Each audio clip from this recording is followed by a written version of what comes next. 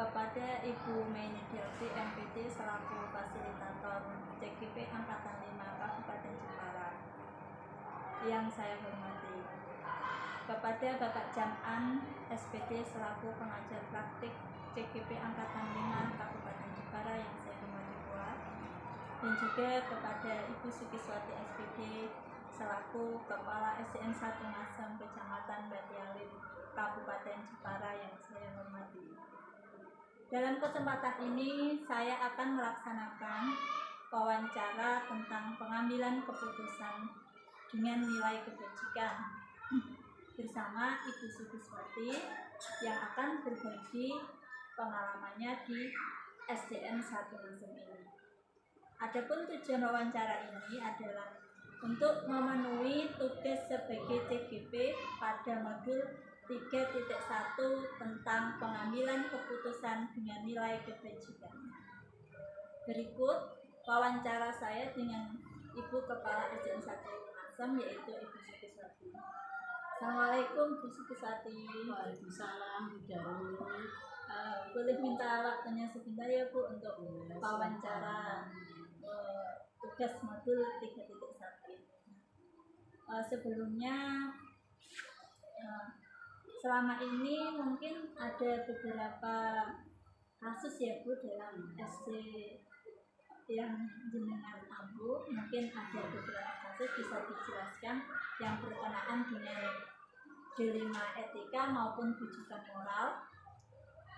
Ya, saya di sini kan mengampu 2 SD ya. Dari salah satu SD itu saya memang mengalami permasalahan. Ini terjadi pada seorang guru. Ini Bu Darul, untuk kasus dilema etika yang saya hadapi, saya akan mengampu 2 sekolah. Di salah satu sekolah yang saya ampu ini ada permasalahan seperti ini. Seorang guru dalam pembelajarannya itu kompetensinya bagus, tetapi jika diberikan tugas yang lain, di sekolah itu tugasnya kan tidak hanya mengajar, ada banyak sekali tugas-tugas yang harus kita selesaikan. Jika diminta untuk menyelesaikan salah satu tugas itu selalu menolak. Ya. Yang kedua, itu sosialisasinya dengan sesama teman, komunikasi itu juga sangat kurang. Sehingga kadang-kadang ini menimbulkan rasa iri pada teman-temannya, karena teman-temannya selalu mengerjakan tugas-tugas yang lain, sedangkan satu guru ini tadi tidak pernah mengerjakan tugas yang lain selain hanya mengajar. Maka di sini saya mengambil langkah bagaimana supaya guru-guru yang lain ini tidak iri dan juga guru yang satu ini bisa kami fungsikan untuk mengerjakan tugas yang lain, yaitu dengan tetap memberikan tugas pada guru tersebut, tetapi guru yang lain ikut membantu. Jadi ada saling kerjasama. Begitu Bu. Ya, berarti itu termasuk dilema etika ya. Iya. Karena di kebenarannya dia memang sebagai guru, dia juga menjalankan tugasnya dengan baik. Namun di sisi lain dia tidak mau bersosialisasi atau berkolaborasi dengan teman-teman. Terus selama ini Ibu menjalankan pengambilan keputusan di sekolah Ibu, terutama kasus tadi, itu 2 komite yang sama-sama benar atau sama-sama mengandung nilai kebajikan atau tidak ya? Ya, kalau menurut saya itu sama-sama benar sih. Kan seorang guru tadi merasa benar dirinya seorang guru, tugasnya memang mengajar.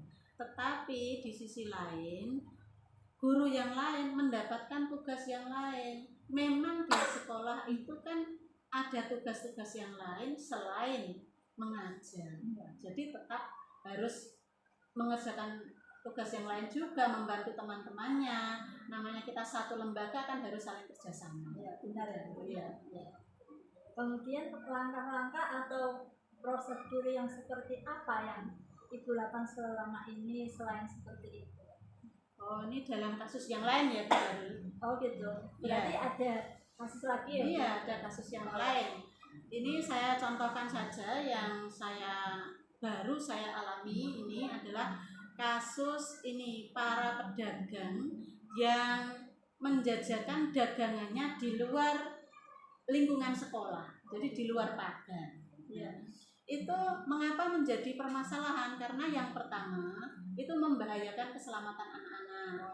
Ketika pagi anak-anak itu banyak berkerumun di pinggir jalan, padahal pagi itu banyak sekali aktivitas kendaraan yang lalu lalang, itu membahayakan. Yang kedua, makanannya belum tentu terjamin keamanannya, karena pedagang ini hanya datang sewaktu-waktu, tidak menetap, sehingga kami pun sulit untuk mengontrol apakah makanannya yang dijual itu sehat atau tidak. Kemudian ada lagi yang menjual mainan. Nah, ya. Yang menjual mainan ini kemungkinan harganya juga mahal, sehingga ini menjadi problem juga kepada orang tua. Kemudian ada beberapa orang tua yang melapor ke sekolah. Akhirnya, dengan permasalahan ini saya harus mengambil sikap. Hal apa yang selama ini Ibu anggap efektif dalam pengambilan keputusan dalam kasus-kasus dilema etika tadi, khususnya yang pedagang di luar pagar tadi? Itu gini Bu Darul, tadi saya lanjutkan ya, saya harus mengambil sikap, mengambil langkah. Yang pertama, saya harus tahu permasalahannya. Jadi permasalahannya apa? Tadi sudah jelas permasalahannya. Kemudian yang terlibat itu siapa saja? Di sini yang terlibat adalah pedagang, kemudian orang tua, dan juga pihak sekolah. Pihak sekolah yang mengkhawatirkan keamanan anak-anak. Karena yang namanya jajanan itu kalau tidak aman, itu efeknya kepada anak itu jangka panjang. Tidak hanya sekarang saja, efeknya untuk kesehatan. Ya. Kemudian setelah tahu permasalahan, kemudian siapa saja yang terlibat, itu saya tidak langsung percaya begitu saja. Saya harus mengamati, benarkah permasalahan ini terjadi atau tidak hanya sekedar laporan dari orang tua. Jadi saya juga mengamati di sekitar itu, oh ternyata memang benar. Nah, ketika ini memang menjadi suatu permasalahan dan benar terjadi, maka langkah yang saya ambil dengan mengajak komunikasi di antara aktor yang terlibat itu tadi, antara pedagang, kemudian orang tua, dan juga saya sendiri selaku pihak dari sekolah, saya ajak berkomunikasi. Biasanya komunikasi ini yang saya anggap sangat efektif untuk membantu menyelesaikan masalah. Nah, di dalam komunikasi itu kami sampaikan permasalahan, kemudian permasalahan orang tua, juga permasalahan dari sekolah, kemudian kita ajak bersepakat atau membuat kesepakatan. Nah, untuk kasus ini yang saya sepakati, yang kami sepakati, yang pertama, pihak sekolah merelokasikan tempat jualan, tidak di luar pagar, tetapi membuat lokasi di dalam lahan sekolah. Itu.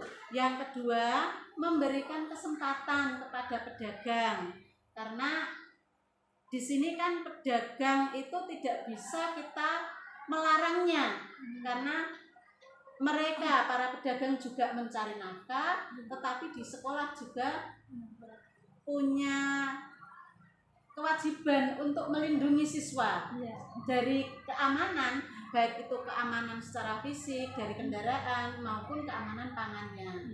Nah, ketika sudah merelokasikan, kemudian mengizinkan pedagang untuk berjualan di dalam kelas, tidak hanya itu, tetapi ada syaratnya. Syarat pedagang yang boleh berjualan di sekolah itu harus menjual makanan yang aman, tidak boleh menjual mainan. Itu ya. Jadi untuk mengetahui apakah makanan aman atau tidak, itu kami dari pihak sekolah sudah memiliki MOU dengan puskesmas, sehingga untuk mengetahui makanan ini aman atau tidak, kami bekerja sama dengan puskesmas sehingga mengambil sampling makanan untuk diuji di puskesmas dan hasilnya diberikan kepada kami. Itu langkah yang kami tempuh. Kemudian para pedagang itu harus mau diuji dagangannya. Yang tidak mau diuji dagangannya ya tidak diizinkan untuk berdagang di sekolah. Jadi itu menurut saya itu tidak merugikan di antara ketiganya. Jadi itu sangat menguntungkan, dari pedagangnya juga untung karena masih diizinkan untuk berjualan, dari anaknya juga aman, orang tua juga merasa anaknya terjamin keamanannya. Itu mantap sekali ya Bu solusi yang dihasilkan. Tapi dengan kebijakan-kebijakan yang Ibu buat tadi, apakah ada tantangan tersendiri Bu dalam mengambil sikap dalam kasus dilema etika ini? Tantangan yang pertama itu justru datang dari orang tua Bu. Oh gitu. Iya, kadang-kadang itu ada orang tua malah yang ikut membeli jajanan di luar sekolah ketika menjemput anaknya. Itu yang kedua, itu ada penjual yang tidak mau berjualan di dalam, tidak mau memenuhi kesepakatan lah. Nah, itu yang menjadi tantangan bagi kami. Untuk tantangan-tantangan tadi ya Bu, itu dalam menyelesaikannya pasti kan Ibu berkolaborasi lagi. Apakah itu dalam waktu sekaligus waktu itu pada saat terjadi misalnya ada makanan yang kurang sesuai dengan BPOM ya Bu, apakah sekali waktu itu diselesaikan atau Ibu menjadwalkan untuk para pedagang misalnya diajak komunikasi atau bagaimana dalam waktu yang tertentu itu? Kalau untuk masalah-masalah yang penting seperti ini saya anggap penting karena menyangkut kesehatan anak, itu harus segera ditindaklanjuti Bu. Jadi tidak usah menunggu jadwal. Kalau untuk hal-hal yang bisa dijadwalkan ya kami bisa menjadwalkan juga, ini terkait dengan jadwal dari puskesmas juga. Tapi untuk kegiatan yang seperti ini yang membutuhkan yang sifatnya segera harus ditangani ya harus segera kita tangani. Gitu.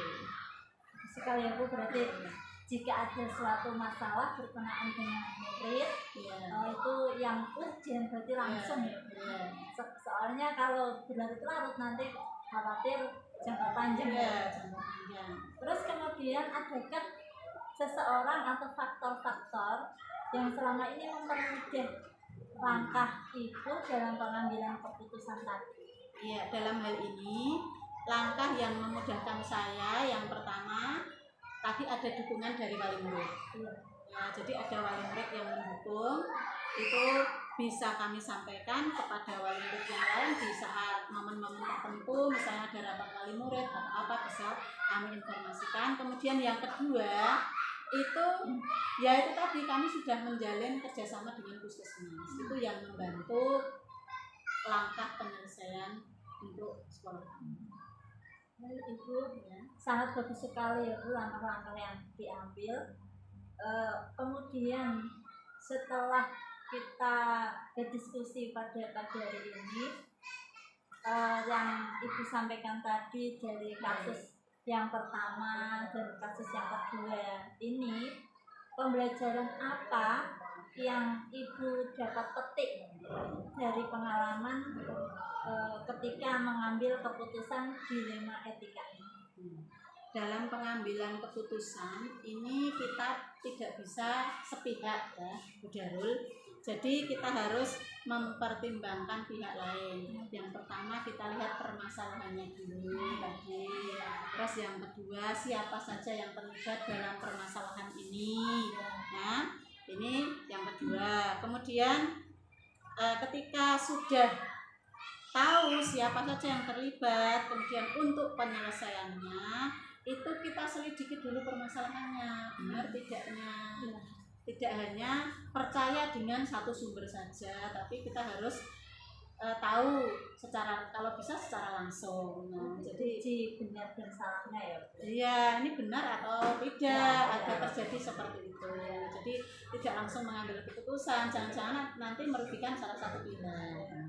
Terus setelah itu kemudian ini di antara yang terlibat tadi kita undang. Nah, diundang, diajak komunikasi, duduk bersama, berbicara bagaimana solusi yang terbaik untuk permasalahan tersebut. Dan ini untuk menyelesaikan permasalahan kalau bisa itu tidak hanya dalam jangka pendek saja. Misalnya saya bisa saja melarang para penjual untuk berjualan di sini, tapi nanti efeknya ke belakang mungkin para penjual itu bisa protes, atau bahkan mungkin anak-anak ada yang sampai lompat pagar ingin membeli itu mungkin lah, itu kan juga akan membahayakan. Jadi dicari solusi yang terbaik. Kemudian untuk jangka panjangnya saya memikirkan kesehatan anak-anak terhadap keamanan tangannya itu. Baik Ibu, wawancara pada pagi hari ini Satu lagi Bu Daru. oh gitu ya. Setelah itu masih ada langkah tindak lanjut. Oh iya. Ya. Setelah ada penyelesaian masalah tadi bisa diterima semua pihak, tidak hanya terus dilepas begitu saja, harus ada tindak lanjut. Nah, sebagai tindak lanjutnya kami harus mengecek lagi. Nah, dalam kasus ini misalnya makanan yang dijual mungkin dengan berkala seminggu sekali atau seminggu 2 kali, itu kita cek lagi makanannya apakah masih menjual makanan-makanan yang berbahaya. Jadi setelah keputusan tidak langsung kita lepas begitu saja. Itu benar. Ya. Bijak sekali ya Bu untuk penyelesaian masalah kasus pedagang ini. Semoga kedepannya SDN 1 Ngasem bisa mewujudkan apa yang menjadi angan-angan Ibu Sukiswati, menjadikan para pedagang sesuai dengan aturan, terus kemudian makanan yang dijual juga sesuai dengan BPOM. Nah itu harapannya ke depannya ya, semoga terlaksana.